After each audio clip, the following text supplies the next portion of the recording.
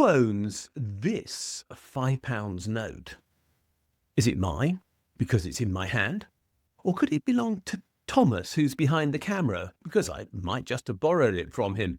Actually, I didn't. I borrowed it from his mother.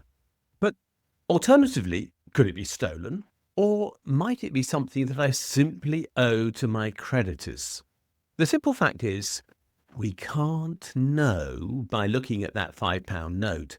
And that's the whole point I'm making in this video. The reality is that my name is not on that note, nor is my wife's, even though it's hers at this precise moment.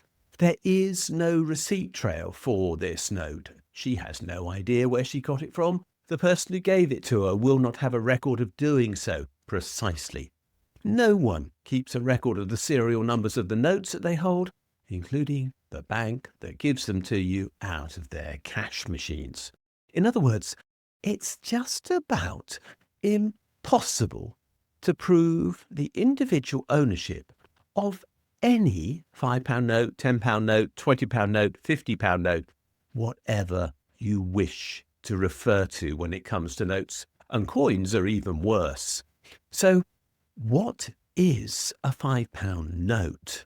Well, the truth is, it is something called a bearer bond. In other words, the person who happens to have it in their hand at the moment in time when the question is asked is, for all practical legal purposes, the owner, because nobody else can actually prove it's theirs.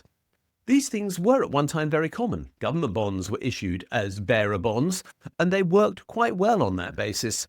But now, anything that's called a bearer bond is ideally suited to the purposes of money laundering, and therefore they're not too popular with government authorities. But we still have notes in circulation in our economy because people want to use them.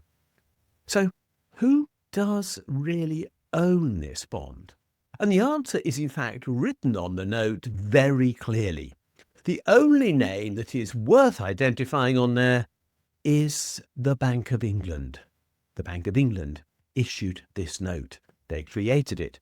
They spent it into existence. Their chief cashier, a woman with the name of Sarah John, if I remember rightly, signed the note to say that it's legal tender and that it is a promise to pay. Because, of course, that is what this note is. It is an IOU issued by the Bank of England. They say they promise to pay the bearer the sum of £5, and they will, if you give it back to them in settlement of your tax liability owing.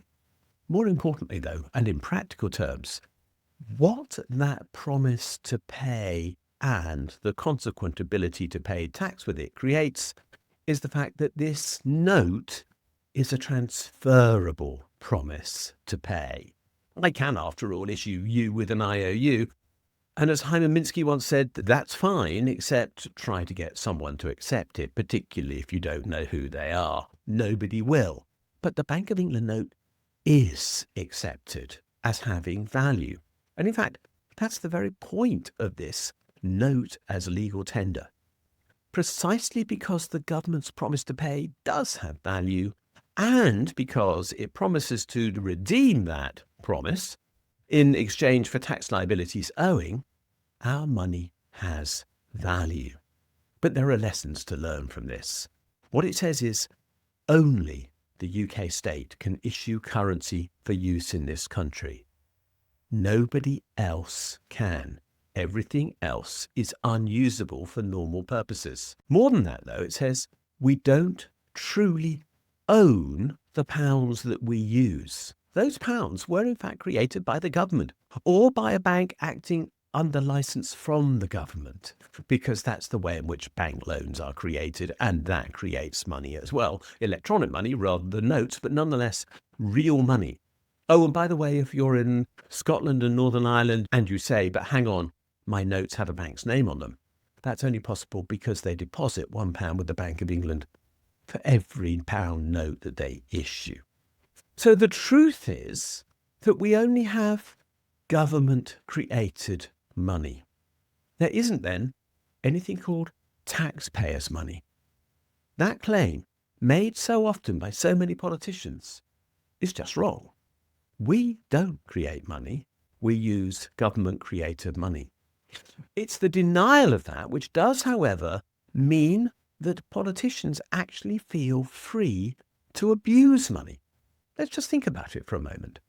If the government thought it was spending its own money and not taxpayers' money, would it be more or less careful with it? My suggestion is it actually might be very much more careful with it. The fact that they think it belongs to somebody else makes them rather indifferent as to the nature of money. But the truth is, every single pound the government spends was created by it.